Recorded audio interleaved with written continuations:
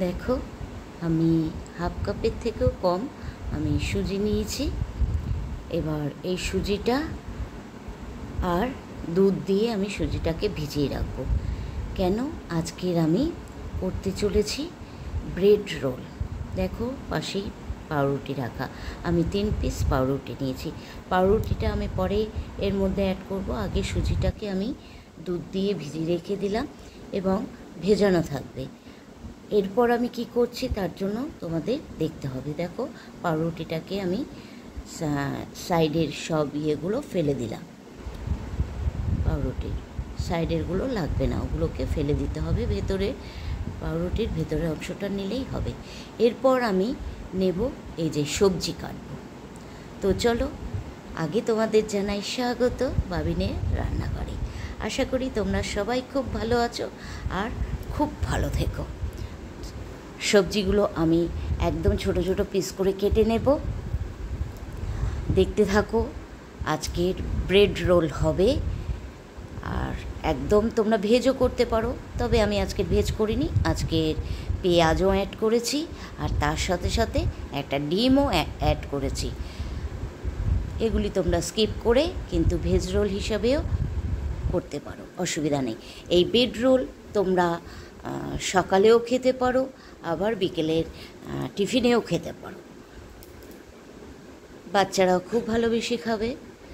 তো চলো আজকের আমি সবজিগুলো কেটে নিচ্ছি। ক্যাপসিকাম নিয়েছি, একটা গোটা ক্যাপসিকাম আর একটা গোটা টমেটো, এই হাফ টমেটো, আবারও আরেকটু মানে আরও একটা টমেটোর আমি হাফ টমেটো দিয়েছি, মানে গোটা একটা টমেটো আমি এর মধ্যে দিয়েছি। আমি ব্রেড রোলের জন্য একটা পুর তৈরি করব, তার জন্যই এগুলো আমি কেটে নিচ্ছি। এক এক করে আমি দিয়েছি। দেখো একটা ক্যাপসিকাম, একটা টমেটো, কাঁচা লঙ্কা, ঝালটা যার যার স্বাদ অনুযায়ী দেওয়া ভালো। তো একটা পেঁয়াজ আমি তাই দিয়েছি। আমরা ঝালটা একটু কম খাই, তার জন্য ঝালের পরিমাণটা দেখালাম কম। তোমরা চাইলে আর একটু ঝাল অ্যাড করতে পারো, তাতে কোনো ক্ষতি নেই। আসলে যে যেরকম ঝাল খায় সেই অনুপাতেই কিন্তু ব্যবহার করা উচিত। আর এই টিফিন রেসিপি দেখো বাচ্চারা ভালো লাগে না, অনেক সময় অনেক কিছু খেতে চায় না। এইভাবে যদি রোল তৈরি করে দাও তারা কিন্তু খুব সুন্দরভাবে খেয়ে নেবে। শুধু তাই নয়, বাচ্চাদের কথা কেন বলছি, বাড়িতে যারা আছে তারা সবাই খুব ভালো মতন খেয়ে নেবে। এত সুন্দর টেস্টি একটা রোল হয়েছিল।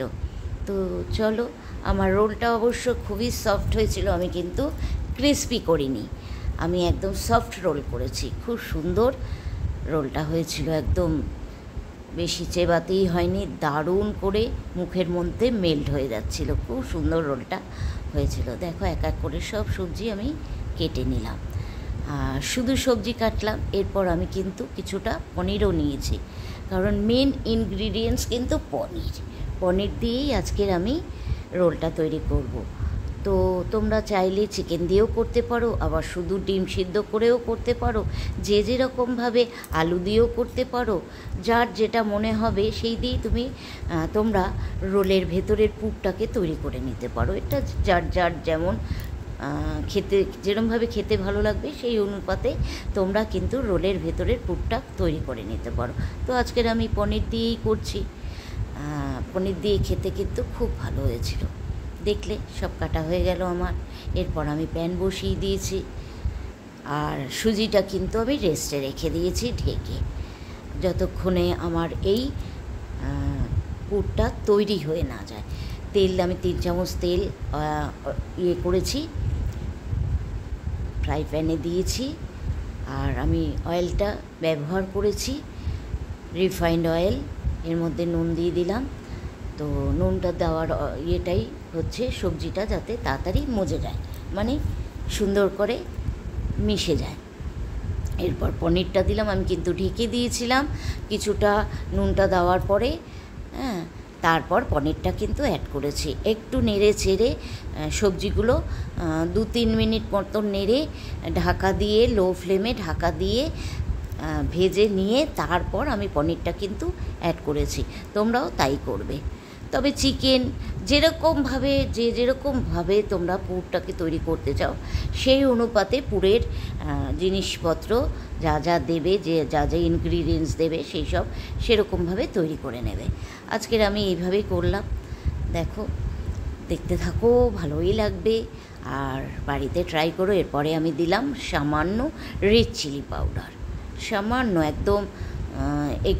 একদমই সামান্য দিয়েছি, দেখতেই পেলে কতটা দিলাম। আরেকটু অ্যাড করব, আরেকটু মানে ওটার চামচটা থেকে ঠিক পড়লো না, যার জন্য আরেকটু আমি অ্যাড করলাম লঙ্কার রেড চিলি পাউডার।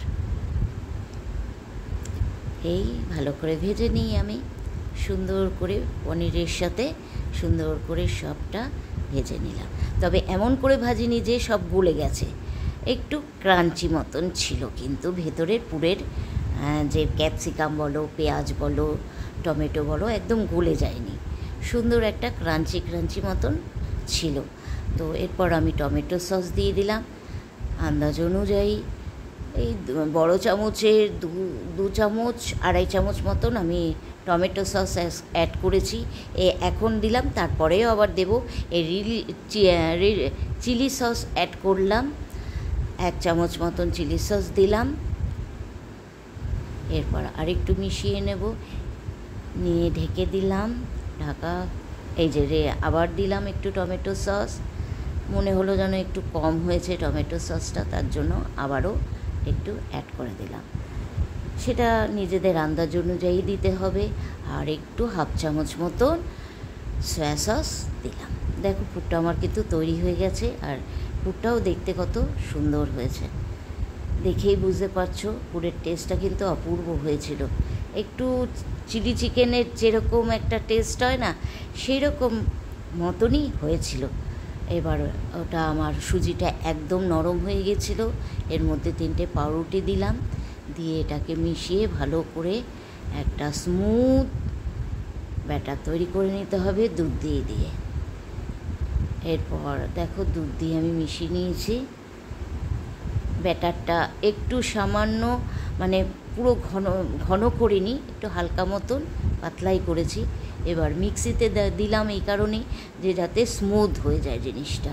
এই যে পাউরুটিগুলো একটু ডালা ডালা মতন হয়ে গেছে, তার জন্যই আমি মিক্সির মধ্যে দিলাম। 3টে দিলাম না, 3.5 পাউরুটির পিস পড়েছে, কিন্তু আমি পরেও দেখলাম, এই যে দেখলাম একটু পাতলা মতন হয়েছে, হ্যাঁ, তার জন্য আরও 1/2 পাউরুটি অ্যাড করে দিয়েছিলাম। মিক্সিতে আবার দিয়ে এটাকে ঘুরিয়ে নিয়েছিলাম।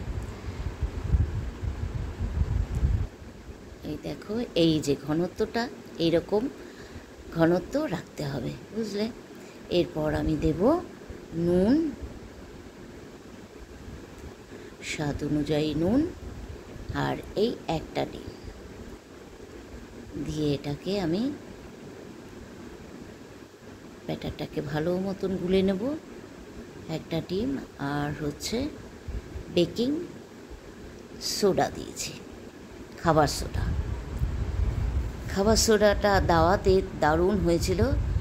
এই ব্রেডের যে আমার রুটিটা তৈরি হয়েছিল, খুব সুন্দর একটা জালিদার রুটি তৈরি হয়েছিল, দারুণ, খুব সুন্দর হয়েছিল রুটিটা। ব্রেডের রোলের যে রুটিটা, দারুণ হয়েছিল। আর সব মেশানো হয়ে গেছে। এরপর আমি একটু 2-3 মিনিট ঢেকে রেখেছিলাম এটা ব্যাটারটাকে। এই যে খাবার সোডা অ্যাড করা হলো। আমার বাড়ির ছেলেপুলেরা খুব ভালো খেয়েছে এই রোলটা, দুর্দান্ত হয়েছিল রোলটা। তোমরা কিন্তু রোল পুরো বাড়িতে এইভাবে, দারুণ লাগবে খেতে। এবার পুরটা দিয়ে দেবো। দেখো, আমি সামান্য ফ্রাই প্যানে অয়েল ব্রাশ করে নিয়েছি, নিয়ে রোলটা করেছি।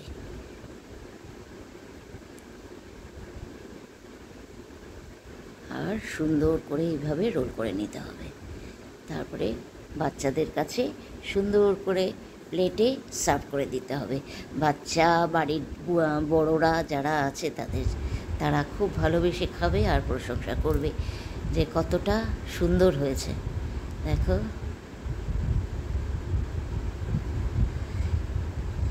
আমার এক পিঠ করে আর এক পিঠে উল্টে দিয়েছি, তবে ওই পিঠে কিন্তু আমি তেল দিইনি, আর তেল ছাড়াই আমার এটা লো ফ্লেমেই আমি করছি, হাই ফ্লেম করিনি। হাই ফ্লেম করলে পুড়ে যেতে পারে, এই কারণ হাই ফ্লেমটা আমি করিনি। এইভাবেই প্রত্যেকটা রোল আমি করে নিয়েছিলাম। আশা করি তোমাদের কাছে এই রোলের রেসিপিটা ভালোই লাগবে। ভালো লাগলে লাইক কমেন্ট শেয়ার দিতে ভুলো না। বাবিনের রান্নাঘর চ্যানেলটিকে অবশ্যই সাবস্ক্রাইব করে পাশে থাকা বেল আইকনটি প্রেস করে দিও, সময় মতন সব নোটিফিকেশন তোমাদের কাছে আগে পৌঁছে যাবে। চলো তাহলে আজকের মতন টাটা বলবো, আর সবাই খুব ভালো থাকবে আর খুব সাবধানে থাকবে।